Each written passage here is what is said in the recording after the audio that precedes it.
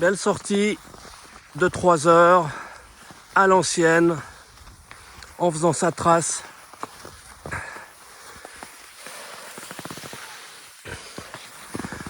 Comme dans les années 70 ou plutôt les années 70. Les années 70 et leurs psychotropes. Tiens, à propos de psychotropes, on va quand même parler d'un énergumène à l'Élysée et rendre hommage aux seuls vrais propos qu'il a dit depuis qu'il est au pouvoir, le 16 mars 2020. Et ça tombe bien parce que je suis dans un endroit qui s'appelle la forêt du massacre, dont je vais vous raconter l'histoire en description de la vidéo. Alors, 16 mars 2020, 4 ans plus tard, si a commencé une guerre de 5e génération, il y a d'autres conflits qui se préparent pour l'oligarchie. Ni pardon, ni oubli, la plus grande manipulation des masses, la plus grande escroquerie des masses, mais également la période la plus ridicule de l'histoire de l'humanité, comme je le répétais à mon gosse.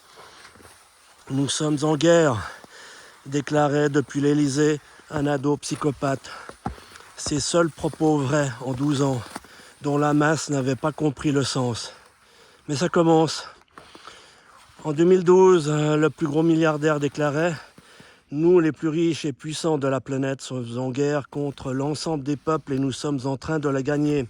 Après le contrôle des cerveaux par le biais de la peur, avec une simple grippette devenue une pandémie médiatique et gouvernementale, a suivi le contrôle des corps par des injections expérimentales.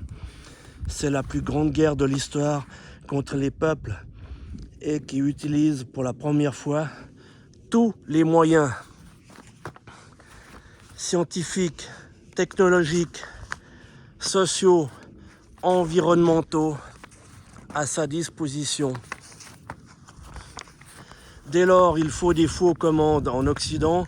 Les profils psychopathologiques ont été placés partout, dans toutes les strates du pouvoir totalitaire mondial. Avec des enfants sans filtre, pas étonnant que le profil psychiatrique le plus dangereux d'entre tous multiplie les propos, les démarches guerrières pouvant amener à une véritable 3e guerre mondiale. Mais après tout, il y a une certaine logique. De Paris à Kiev, ne suivent-ils pas la même ligne? Pas politique, mais de cocaïne.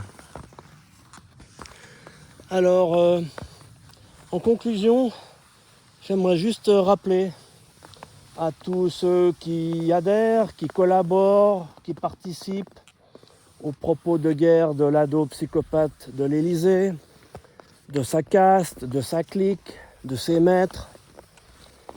Sachez que si les dirigeants et leurs masses ont gagné de nombreuses batailles, les hommes libres ont toujours gagné la guerre. Alléluia.